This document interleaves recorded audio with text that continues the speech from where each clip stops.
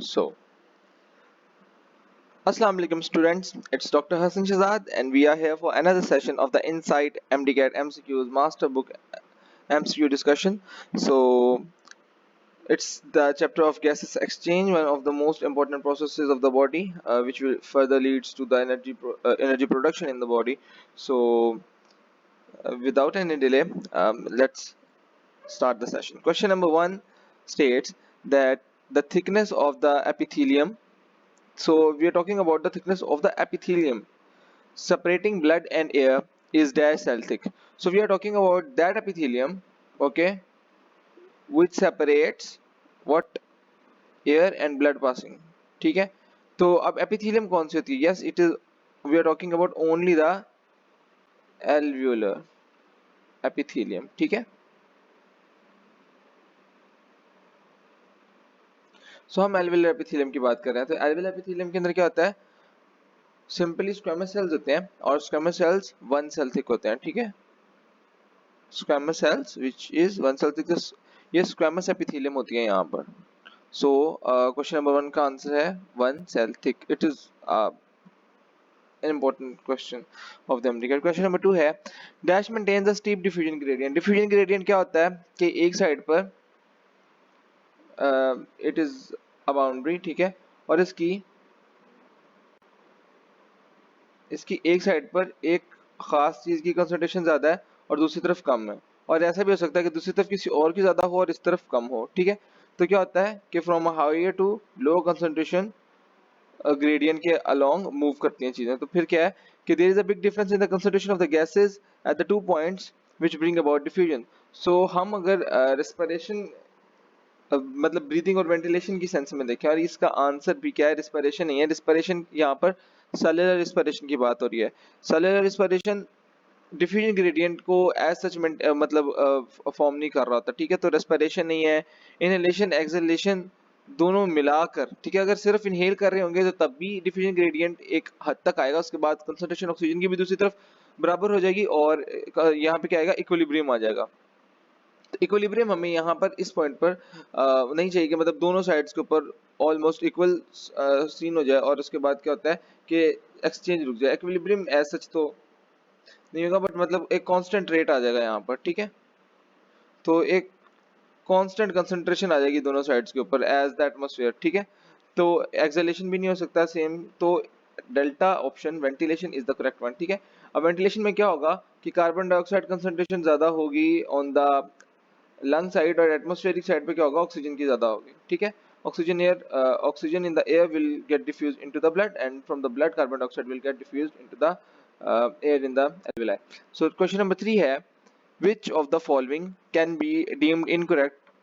सो कौन सी चीज है यहाँ पर जो कि इनकरेक्ट है of the following option. Alpha है the distance across which diffusion has to take place should be little. और ठीक है, हमने इनकरेक्ट स्टेटमेंट होनी है तो डिस्टेंस कम ही होना चाहिए. The surface area should be extremely large and kept moist as it is seen in the lungs in land vertebrates and it in the gills in case of fishes. ठीक है, तो lungs और fishes की बात बिल्कुल ठीक है. The respiratory surface should be thin because diffusion is only efficient over a distance of 1 millimetre और लेस. ठीक है, capillary network is not involve in the maintenance of diffusion gradient. तो क्वेश्चन नंबर 3 का डेल्टा ऑप्शन इनकरेक्ट है. Capillary network की involvement is involve. ठीक है, is involve अभी ठीक हो गया है. तो इसकी इन्वॉल्वमेंट होती है डिफ्यूजन ग्रेडियंट की मेंटेनेंस में. ठीक है, क्योंकि अगर ऑक्सीजन एक अगर स्टेगनेंसी हो वहां पर, और कैपिलरी नेटवर्क का मतलब यही है ना कि वहां से एक फाइल ऑफ सेल्स गुजर रही है, तो अगर वहां पर सेल्स रुकी जाए तो फिर वहां पर क्या होगा, ऑक्सीजन की कंसंट्रेशन एक स्पेसिफिक अमाउंट तक तो आ जाएगी, उसके बाद डिफ्यूजन रुक जाएगी. ठीक है, तो यहाँ पर maintenance of the diffusion gradient के लिए बहुत इंपॉर्टेंट है कि गैसेस क्या उसे कहते हैं, कैपिलरी नेटवर्क भी हो वहां पर. ठीक है, तो हमने यहाँ पर क्या करना है कि द एयर पैसेज वे को हमने डिफाइन करना है यहाँ पर और बताना है कि कौन से ऑप्शन के अंदर करेक्ट है. ठीक है, तो सबसे पहले क्या आएगा, सबसे पहले अगर हम वैसे भी देखें तो सबसे पहले नॉस्ट्रल्स आते हैं. ठीक है, सबसे पहले नॉस्ट्रल्स आते हैं, उसके बाद नेजल कैविटी आती है. नेजल कैविटी कहाँ पे है, तो फर्स्ट पे नॉस्ट्रल्स, सेकंड पे नेजल कैविटी, थर्ड पे क्या आता है, थर्ड पे फेरिंग्स आता है. ठीक है, फेरिंग्स के बाद क्या आता है, लेरिंग्स आता है. लेरिंग्स के बाद क्या आता है, ठीक है, तो लैरिंक्स के बाद ट्रैकिया आता है, ट्रैकिया के बाद ब्रोंकाई आते हैं, और ब्रोंकाई के बाद ब्रोंकायोल्स आते हैं। ठीक है, फिर एल्वियुलर डक्ट्स आती हैं नंबर 8 पे, और नंबर 9 पे क्या आता है, एल्वियुलर सैक आता है। तो ऐसी कौन सी ऑप्शन है जिसके अंदर ये सारी की सारी बिल्कुल ठीक ऑर्डर के अंदर आ रही हैं? तो it is the alpha option. ठीक है, 1 5 मतलब 2 और आगे सो ऑन। ठीक है, तो it is the alpha option जिसके अंदर ऑर्डर बिल्कुल ठीक है। Question number 5, termination point of upper respiratory tract and starting point of the low respiratory tract is, तो वो कौन सा पॉइंट होगा जिसको, ये एफटीबी का एमसीक्यू है कि हमने एक रेफरेंस पॉइंट लिया हुआ है कि इससे ऊपर वाले एरिया में जो कुछ होगा उसे हम अपर रिस्पिरेटरी ट्रैक्ट कहेंगे और इससे नीचे वाले को हम लो रिस्पिरेटरी ट्रैक्ट कहेंगे। तो कौन सी ऐसा डिमार्केटिंग पॉइंट है? सो क्वेश्चन नंबर 5 के अंदर ये कौन सा होता है, ये lower border of the pharynx होता है और upper border of the larynx होता है। ठीक है, यहाँ पर मतलब फेरेंक्स पूरे का पूरा पड़ा है, और ये यहाँ पर लैरिंक्स का अपर बॉर्डर और फेरेंक्स का लोअर बॉर्डर, ये वो पॉइंट है। ठीक है, जहां पर हम ये कहते हैं कि ये अपर और लोअर रिस्पिरेटरी ट्रैक्ट को डिफरेंशिएट कर रहा है। सो क्वेश्चन नंबर 5 का आंसर क्या होगा, बीटा। ठीक है, क्वेश्चन नंबर 6 पे चलते हैं। क्वेश्चन नंबर 6 कहता है विच ऑफ द फॉलोइंग साउंड और रिगार्डिंग द नोज, हमने नोज और नेजल कैविटी को अपना बेंचमार्क बनाना और हमने देखना है कि कौन सा ऐसा जो कि इनके फंक्शन से रेलेवेंट नहीं है। तो nose is the only externally visible part of the respiratory system, बिल्कुल ठीक है। Air enters the nasal cavity through the nostrils and the larger dust particles are trapped by the hair and mucus in the nostrils, तो बिल्कुल ठीक है, hair और mucus in the nostrils dust particles की trapment के अंदर involve होते हैं। ठीक है, आगे है air while passing through the nasal cavity becomes moist, warm and has smaller foreign particles। तो इसके अंदर क्या है कि foreign particles, smaller foreign particles minute level के होते हैं, मेजरली सारे के सारे क्या होते हैं, वो फिल्टर आउट हो चुके होते हैं। Nose hair mucus and cilia serve as the defence mechanism against the harmful pathogens and particulate matter present in the air. So ये डिफेंस मैकेनिज्म होता है बट पार्टिकुलेट मैटर के अगेंस्ट होता है, बट माइक्रोब्स इसमें से गुजर जाते हैं। ठीक है, तो यहाँ पर डेल्टा ऑप्शन इनकरेक्ट है कि एज सच नोज और नॉस्ट्रल्स का इसके अंदर कोई रोल नहीं होता। ठीक हो गया, तो क्वेश्चन नंबर 6 की तरफ चलते हैं, क्वेश्चन नंबर 7 की तरफ। क्वेश्चन नंबर 7 है each nasal cavity is divided into dash passageways by the projection of nose from the walls of the internal nose. अच्छा, और उसने कहा है कि जो नेजल कैविटी है वो कितने में डिवाइड होती है, नेजल कैविटी की ओपनिंग इनटू द फेरिंक्स वो कितनी होती है। ठीक है, तो हमें पता है कि नेजल कैविटी को 3 कॉन्काज होते हैं, सुपीरियर, मिडल और इंफीरियर कॉन्काज, वो डिवाइड कर देते हैं इनटू 3। ठीक है, तो ये कॉन्काज होते हैं और यहाँ से 1 2 और 3 पैसेजवेज बन जाते हैं। ठीक हो गया, तो जो नेजल कैविटी होती है वो डिवाइडेड होती है इनटू 3 पैसेजवेज, और इंटरनल ओपनिंग्स कितनी होती है फेरेंक्स के अंदर, 2 ओपनिंग्स होती हैं। ठीक है, one from one nostril and other from the other. ठीक हो गया, तो यहाँ पर projection of the nose from the walls of the, तो ये एक साइड की अगर नॉस्ट्रिल की बात हो ना तो एक साइड पे 3 होती हैं। ठीक है, और अगर दोनों साइड पे देखें तो दोनों साइड्स पे कितनी प्रोजेक्शन बनी होगी, ठीक है 6 प्रोजेक्शन बनेंगी दोनों साइड्स के ऊपर, तो इसका आंसर है 3 and 2। क्वेश्चन नंबर 8 है pharynx is divided into how many parts, तो फेरेंक्स को हम क्या कहते हैं, ओरोफेरेंक्स,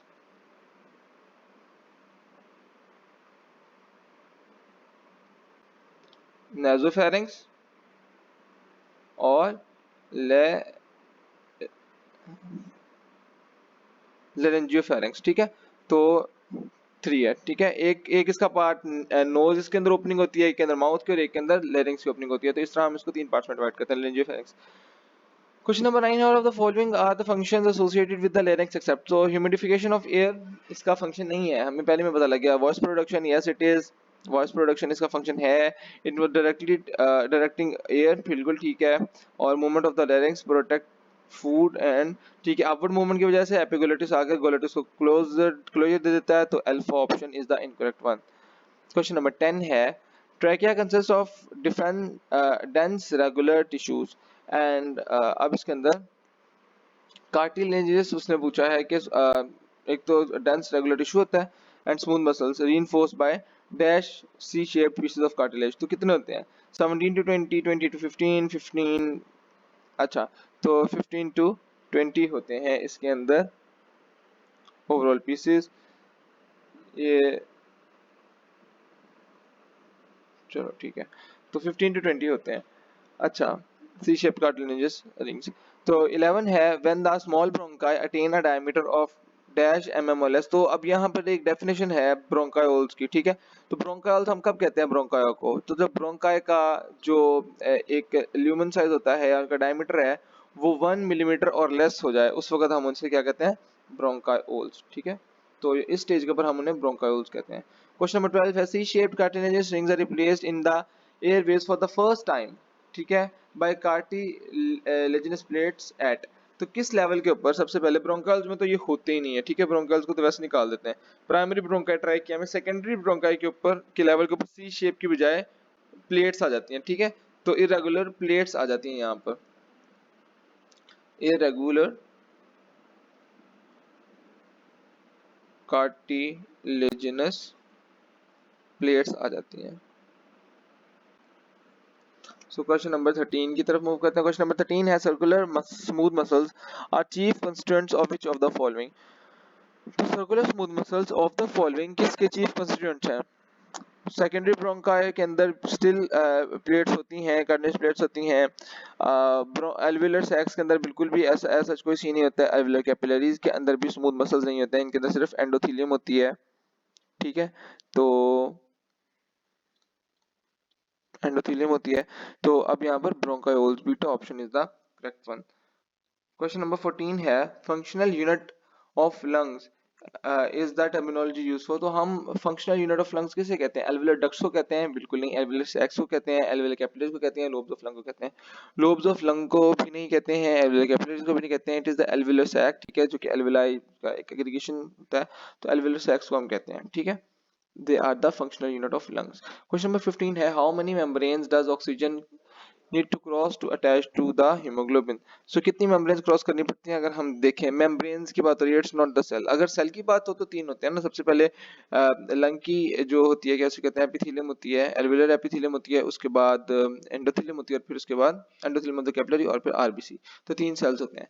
अब यहाँ पर अगर मेम्ब्रेन्स की बात करें तो एंडोथेलियल सेल्स हैं, ठीक हो गया, उनकी एक मेम्ब्रेन दो मेम्ब्रेन, ठीक है। उसके बाद epithelial cells of the lungs alveoli, तो ये हो गया। उसके बाद कैपिलरी एपिथेलियम जो कि एंडोथेलियल होती है, उसकी एंडोथेलियम होती है, एंडोथेलियम की एक और दो ये और एक यहाँ पर आरबीसी की मेम्ब्रेन होगी। तो ये ओवरऑल 5 मेम्ब्रेन होती हैं यहाँ। तो यहाँ पे आने के लिए, इस पॉइंट पे आने के लिए 5 मेम्ब्रेन्स क्रॉस करनी पड़ती हैं इसको। सो इसका आंसर है 5। क्वेश्चन नंबर 16 है the lining of epithelium is at the lining of epithelium in alveoli is. तो एल्विलाई के अंदर कौन सी एपिथेलियम होती है, तो अभी हमने देखा है कि डिस्कस ऑलरेडी कर लिया क्वेश्चन नंबर 16 का आंसर हमने। इसके अंदर स्क्वेमस एपिथेलियम होती है। स्क्वेमस क्या होते हैं, फ्लैटेंड सेल्स होते हैं, सिर्फ और सिर्फ फ्लैटेंड सेल्स होते हैं और कुछ भी नहीं होता है ये स्क्वेमस एपिथेलियम जो होती है। क्वेश्चन नंबर 17 है the integrity of the alveoli is maintained by collagen and elastin, collagen and fibrin, fibrin and elastin. Fibrin क्यों नहीं होगा, सबसे पहले तो फाइब्रिन इस वजह से नहीं होगा क्योंकि फाइब्रस स्ट्रक्चर देता है और इलास्टिक ऑर्गन्स हैं लंग्स जो हैं, तो ये इलास्टिसिटी प्रोवाइड नहीं करता। इलास्टिन इलास्टिसिटी प्रोवाइड करता है, तो स्पेक्ट्रिन एंड कायलिन ये आरबीसी के अंदर होते हैं, तो ये भी गए। यहाँ पे भी फाइब्रिन है, ये वाली ऑप्शन भी गलत होगी। Collagen and elastin since they have that elastic property, elastic recoil provide करते हैं, ठीक है। क्या देते हैं ये, इलास्टिक रिकॉइल प्रोवाइड करते हैं, तो ये इलास्टिक रिकॉइल प्रोवाइड करते हैं सिंस, तो अल्फा ऑप्शन ठीक है। क्वेश्चन नंबर 18 है surface tension in fluid lining the alveolar sacs is lowered by. तो एल्विलर सैक्स के अंदर क्या होता है कि उन्होंने कहा है कि एल्विलर सैक्स है, ठीक है, और अगर अगर इसके ऊपर एक सरफेक्ट वाटर होता है यहाँ पर प्रेजेंट, ठीक है, इनके अंदर, ताकि अच्छे से क्या हो, एक्सचेंज ऑफ गैसेस होती रहे। लेकिन इसका एक और मसला होता है कि इसके ऊपर सरफेस टेंशन बहुत ज्यादा होती है। तो अगर यहाँ पर क्या हो कि सरफेक्टेंट की प्रेजेंस ना हो, एक ऐसा लुब्रिकेंट प्रोड्यूस ना हो जो कि आपस में इनको सरफेस टेंशन को लोअर ना करे, क्या करे, सरफेस टेंशन को लोअर ना करे, तो जो एम्फिसीमा में सीन होना वो यहीं पे हो जाएगा, क्या होगा, एटिलेक्टेसिस हो जाएगा, यहाँ पर एटिलेक्टेसिस हो जाएगा। तो इस वजह से सर्फेक्टेंट बहुत इंपॉर्टेंट होता है, और सर्फेक्टेंट का प्रेजेंट होना एक एक की फीचर है यहाँ पर, ठीक है।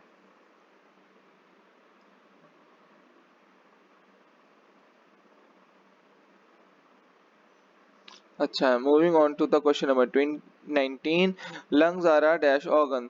तो एक तो ये इलास्टिक होते हैं, ठीक है, और दूसरी चीज क्या होती है, एक्टिव नहीं होते हैं, ठीक है, पैसिवली ये मूव कर रहे होते हैं, मतलब इनकी पैसिव एक्सपेंशन और कंट्रैक्शन होती है रिब्स और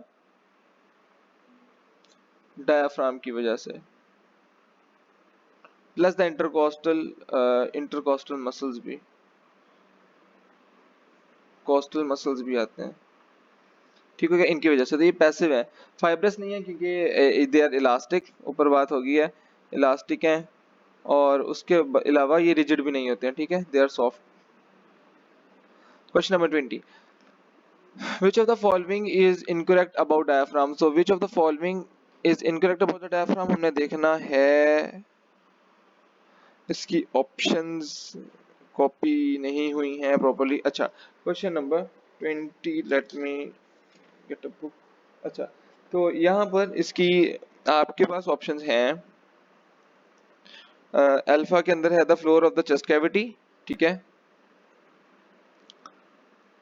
floor of chest cavity which is a correct option, ठीक है। तो ये बिल्कुल ठीक है। अच्छा, बीटा ऑप्शन आपके पास होगी not involve in gases exchange, तो yes it is not involve in gaseous exchange. Again, this is another right option. Charlie है, separate the thoracic cavity from the abdominal cavity, separation है ये, separation of cavities है, yes, बिल्कुल ठीक है।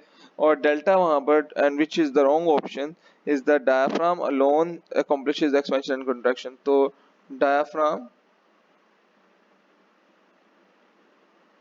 alone regulates ventilation, तो this is incorrect, ठीक है। तो delta option is the one जो कि इनकरेक्ट है। क्वेश्चन नंबर 21 है, there are two sets of intercostal muscles between each pair of ribs, external intercostal muscles and internal intercostal muscles, बिल्कुल ठीक है। the muscle fibers run in opposite direction in the direction in the two sets of muscles। अब क्या होता है कि उन्होंने बताया कि मसल्स का एक दूसरे के साथ क्या एंगल बन रहा है, तो हमने बताना है कि opposite direction है and they are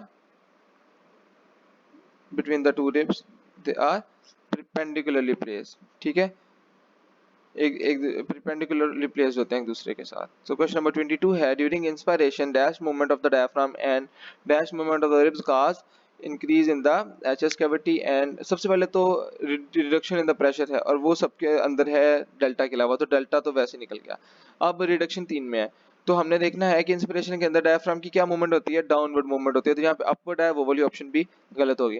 अब हमने देखना है कि उसने कहा है कि डायफ्राम, अब रिब्स की कैसी मूवमेंट होती है, रिब्स मूव कर रही होती हैं, दिस इज, अगर हम ये रिब केज को ले लें तो ribs will be moving upwards and forwards, तो आउटवर्ड मूवमेंट होती है इनकी और अपवर्ड मूवमेंट होती है। तो क्वेश्चन नंबर 22 का आंसर है अल्फा। क्वेश्चन नंबर 23 है, active phase of breathing is, तो एक्टिव फेज ऑफ ब्रीथिंग अगर हम एट रेस्ट देखें, और मेनली क्वेश्चन रेस्ट से रेलेवेंट ही आता है, तो वो होता है इंस्पायरेशन। एक्सपायरेशन भी एक्टिव फेज होती है, but when during their is exercise या एग्जास्पिरेशन बहुत ज्यादा होती है, बहुत ज्यादा आदमी ओवर एक्सरसाइज होता है उस वक्त। क्वेश्चन नंबर 24, बहुत ज्यादा एक्सरसाइज कर रहा होता है। अब इनहेलेशन की बात आई है, and the external intercostal muscles dash and the internal intercostal muscle dash which cause the rib to move forward. तो हमने बताना है कि एक्सटर्नल इंटरकॉस्टल मसल्स क्या कर रहे हैं और इंटरनल इंटरकॉस्टल मसल्स क्या कर रहे हैं। तो जो सबसे पहली बात यह है कि एक्सटर्नल इंटरकॉस्टल मसल्स हैं, the one which is present, ये रिब है, दो रिब्स हैं और एक्सटर्नली प्लेस्ड और ये थोड़ी इंटरनली प्लेस्ड है। तो कंट्रैक्शन किसकी होती है? एक्सटर्नल इंटरकॉस्टल मसल्स की। अब ये कंट्रैक्शन ऐसी अगर बहुत सारी रिब्स में होगी तो क्या होगा? अपवर्ड मूवमेंट होगी और आउटवर्ड मूवमेंट होगी, ठीक है। तो इनकी कंट्रैक्शन है। अब रिलैक्सेशन वाला तो ऑप्शन वैसे ही गलत हो गया। दूसरा क्या, इंटरनल इंटरकॉस्टल मसल्स क्या कर रहे थे उस वक्त? अगर ये भी कंट्रैक्ट करेंगे तो क्या होगा कि सारी की सारी रिब एक दूसरे के साथ ही जुड़ने लग पड़ेंगे ऊपर को, तो वो वाला प्रॉपर्ली वो जो हमें एक इंक्लाइन चाहिए वो नहीं मिलेगा। तो अब क्या होगा कि इसे रिलैक्स करना चाहिए। तो जहां पर रिलैक्स है तो वो भी ठीक है, अब ये दोनों ठीक है। अब ये इन तीन ऑप्शन में कंट्रैक्ट और रिलैक्स हमारा फर्स्ट पेयर कंप्लीट है। Which causes the rib cage to move. अब रिब केज की मूवमेंट कैसी होनी चाहिए? यहाँ पर रिब केज की मूवमेंट, इनहेलेशन है तो होनी चाहिए अपवर्ड एंड फॉरवर्ड, ठीक है। तो अपवर्ड एंड फॉरवर्ड है और इसका 24 का है, 24 का beta option is the correct one, ठीक है। तो upward and forward and relaxation. So question number 25 है, during expiration the muscles of the rib are dash and the ribs move dash. So in this way from the sides of the chest cavity the space becomes, अब हम expiration की बात कर रहे हैं। Chest cavity के अंदर क्या होगा? उसकी कोलैप्स होगा और क्या होता है कि स्पेस कम हो जाती है। तो डेल्टा ऑप्शन तो वैसे ही गलत हो गई है, ठीक है। अब हमने देख लिया कि ये चेस्ट कैविटी वाला ऑप्शन क्लियर हो गया है, हमें इससे जितनी हेल्प मिलनी थी मिल गई। अब हमने देखना है कि the muscles of the rib क्या करते हैं? रिब्स के मसल रिलैक्स करते हैं। तो पहले वाला इन तीनों में ठीक है, ओके हो गया। अब रिब्स कैसे मूव करते हैं? जैसे अपवर्ड एंड फॉरवर्ड मूवमेंट थी, अब डाउनवर्ड और बैकवर्ड मूवमेंट होगी, ठीक है। तो डाउनवर्ड और बैकवर्ड कहाँ पर है? डाउनवर्ड और इनवर्ड और बैकवर्ड। सो डाउनवर्ड और इनवर्ड चार्ली में है। तो क्वेश्चन नंबर 25 का कौन सा ऑप्शन ठीक होगा? चार्ली। क्वेश्चन नंबर 26 है, respiratory distress syndrome pet line MCQ. Respiratory distress syndrome जब भी आएगा तो वो किस पॉइंट पे आएगा? आपकी जो गेस्टेशन एज होती है, मतलब the time period from which जो एक बच्चे की प्रॉपर्ली इम्प्लांटेशन से लेकर in the uterus to its expelling out of the body, ठीक है। तो इसके दरम्यान में जो पीरियड होता है गेस्टेशन पीरियड कहते हैं। It is almost 9 months in a proper जैसे कहते हैं बर्थ। बट समटाइम्स अगर हम सेवंथ मंथ तक देखें तो क्या होता है, लंग्स वगैरह के सर्फेक्टेंट वगैरह की प्रोडक्शन प्रॉपर नहीं हुई होती है। तो आरडीएस होता है क्या है? सर्फेक्टेंट की प्रोडक्शन नहीं हुई, जिसकी वजह से क्या होता है कि जो सरफेस टेंशन होती है वो क्या करती है? It causes the lung alveoli to collapse, ठीक है। तो लेस देन 7 months अगर होगा तो तब तक सर्फेक्टेंट की प्रोडक्शन होती है, लंग का कोलैप्स हो जाता है अगर बच्चा पैदा हो, and RDS occurs. So question number 26 का आंसर ये था। 27 है, the surfactant is a mixture of dash molecules produced by the secretory cells of the alveolar epithelium which forms a layer over the surface of the fluid within the alveoli to reduce the surface tension। तो surface tension आपको 10 बार बता दिया surface tension। अब क्या इसकी composition क्या होती है? तो yes it is not a glycoprotein नहीं होता है, इसकी lipid nature है, ठीक है। तो लिपिड नेचर है और प्रोटीनेशियस नेचर है इसकी, ठीक है। वैक्स भी नहीं है और ग्लूको लिपिड भी नहीं है, इट इज अ लाइपोप्रोटीन, ठीक है। और आगे इसका कॉम्प्लेक्स नाम है थोड़ा सा, and I am not gonna tell you here cause वो एमबीबीएस के लेवल की चीज है, it's not in your book. Question number 24 है, exhalation is also the dash active exhalation, active phase of breathing, passive phase of breathing, less important phase of breathing, shorter phase of breathing. तो expiration एक तो ये longer phase है, ठीक है। अब अगर अगर 5 सेकंड लें तो 3:2 होता है, 3 in favour of expiration, 3 expiration में सेकंड लगेंगे और 2 इनहेलेशन में लगेंगे, ठीक है। एक्टिव फेज ऑफ ब्रीथिंग नहीं है, लेस इंपॉर्टेंट नहीं है, इक्वली इंपॉर्टेंट है, और sometimes during exercise it is the more important phase. तो beta option is the correct one, it is the passive phase of breathing, not during exercise, ठीक है, during rest। So question number 29 and the process of inspiration and expiration is like dash mechanism। तो it is the federal book line, ठीक है। slit lamp, orthoscope, hot air balloon नहीं है, it is a suction pump, ठीक है। कि क्या हो रहा है कि एक suction create होगी और वहां पर कैविटी में सक्शन क्रिएट होगी और वहां पर इनहेलेशन होती है, ठीक है। और समवे और पंप का ये सीन होता है कि इसके ऑपोजिट में जब एक्सपिरेशन होती है तो हवा निकलती है। अच्छा, अभी क्वेश्चन नंबर 30 है, diffusion of oxygen in the carbon dioxide in and carbon dioxide out occurs because of difference in the dash of these gases. Air tension, partial pressure, surface tension, water filming. तो air tension बिल्कुल भी नहीं, कोई ऐसी कोई sense वाली चीज आपने पढ़ी नहीं है अभी तक बायो के अंदर। Surface tension of the fluid होती है, उसका गैसेस के साथ कोई लिंक नहीं है। Water film producing the easy transport, ये भी नहीं है। It is beta. Partial pressure का डिफरेंस होता है कार्बन डाइऑक्साइड का यहाँ पर ज्यादा होता है ऑन द मतलब कैपिलरी बेड वाली साइड पे, और इन द एल्विलाई किसका ज्यादा होता है, ऑक्सीजन का ज्यादा होता है। तो इनवर्ड आउटवर्ड। क्वेश्चन नंबर 31 है hemoglobin acts as an efficient oxygen carrier. A small portion of oxygen also gets dissolved in the blood plasma, and hemoglobin plus oxygen, hemoglobin oxygen oxyhemoglobin की formation हो जाती है, can absorb maximum oxygen at, तो maximum oxygen hemoglobin कब करेगा? तो सबसे ज्यादा प्रेशर कहाँ पे होगा? जहां पर ऑक्सीजन का सबसे ज्यादा पार्शियल प्रेशर होगा, ठीक है, वहां पर सबसे ज्यादा क्या होगी, सैचुरेशन बनेगी। तो ऑक्सीजन का पार्शियल प्रेशर सबसे ज्यादा कहाँ पे होगा? जहाँ पे ओवरऑल एटमॉस्फेरिक प्रेशर मैक्सिमम होगा, ठीक है। तो अब एटमॉस्फेरिक प्रेशर कहाँ पे मैक्सिमम होता है? It is present at the sea levels, और माउंटेन्स के ऊपर सबसे कम होगा, प्लेट्यूज एंड प्लेन एरियाज, तो मिडल में फॉल करेंगे। अच्छा, क्वेश्चन नंबर 32 है the maximum amount of oxygen which normal human blood absorbs and carries at sea level is about dash per 100 ml। तो सी लेवल के ऊपर अगर हम पीटीबी के हिसाब से देखें तो उन्होंने कहा है कि एक आइडियल सिनेरियो में 20 ml ऑफ ऑक्सीजन आएगी। आइडियल सिनेरियो में 20 ml ऑफ ऑक्सीजन आएगी। यहाँ पे एफटीबी के थोड़े फैक्ट्स हैं, वो मैं बाद में लिस्ट करूंगा सारे के सारे, बट अगर आप पीटीबी के हिसाब से देखें तो 20 ml पर 100 ml in an ideal case होना चाहिए, ठीक है, 100 ml ऑफ ब्लड पे। सो उन्होंने कहा है कि 20 ml पर 100 ml of maximum is the maximum capacity of hemoglobin or oxygen when it is fully oxygenated. It is 100%, its 100% saturation is achieved at which partial pressure of oxygen? So question number 33 का answer है 100 mm mercury। although ये ideal case की बात हो रही है again, ठीक है। 115 पर भी पूरा 100 नहीं हुआ होता है अकॉर्डिंग टू एफटीबी, बट ये पीटीबी के एमसीक्यू और पीटीबी के अकॉर्डिंगली 100 mm mercury हो जाता है, ठीक है। अब गैसेस एक्सचेंज है when an oxygen tension is dash mm mercury, hemoglobin is dash percent saturated। अभी वही बात है, पिछले उन्होंने 100 के साथ रिलेट किया हुआ है पीटीबी में, और यहाँ पर उन्होंने डिफरेंट दिया हुआ है। तो होपफुली आपको कभी भी ऐसी कोई ऑप्शंस नहीं देंगे जो कि दोनों ही कैरी कर रही होंगी, ठीक है। और ऐसा उनको देना भी नहीं चाहिए, क्योंकि that would make no sense, क्योंकि आपने पिछले लाइन में कुछ कहा और अब आप कुछ कह रहे हैं। So haemoglobin is dash percent saturated and therefore contains dash ml of oxygen पर 100 ml of blood. So when oxygen जो टेंशन होती है वो होती है 115 के अराउंड या 110 के अराउंड, तो क्या होता है, hemoglobin is 98% saturated and therefore contains 19.6 ml of oxygen। so question number 34 का आंसर होगा चार्ली, ठीक है। और 110 के ऊपर आपकी बुक लाइन है कि ये होगा यहाँ पर 98 और 9।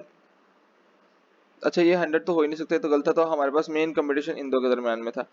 अब इसके ऊपर थोड़ा सा आई वुड से के दोबारा से इनको लुकअप करेंगे and I would tell you in the end कि क्या यही था इसका करेक्ट वन। आई गेस 110 ही था बुक में लिखा हुआ। क्वेश्चन नंबर 35 है when oxygen pressure falls below dash mm mercury as in many cells and tissues the oxygen saturation of hemoglobin decreases very sharply. This results in the liberation of large quantities of oxygen and hemoglobin। Again ये PTB है और PTB के अंदर उन्होंने कहा हुआ है कि अगर 60 mm mercury पे ऑक्सीजन का पार्शियल प्रेशर आ जाता है तो उस वक्त हीमोग्लोबिन के साथ ऑक्सीजन की ऑक्सीहीमोग्लोबिन कम होने लग पड़ता है और ऑक्सीजन की क्या होने लग पड़ती है, लिबरेशन लग पड़ती है। अब ऑक्सीजन लिबरेशन ये कहाँ पे हो रहा है, ये टिश्यू लेवल है, ठीक है। टिश्यू लेवल पे जरूरी होता है कि ऑक्सीजन की लिबरेशन हो ताकि ट्रांसपोर्ट प्रॉपर्ली होती रहे, ग्रेडियंट बना रहे। क्वेश्चन नंबर 36 पे मूव करेंगे।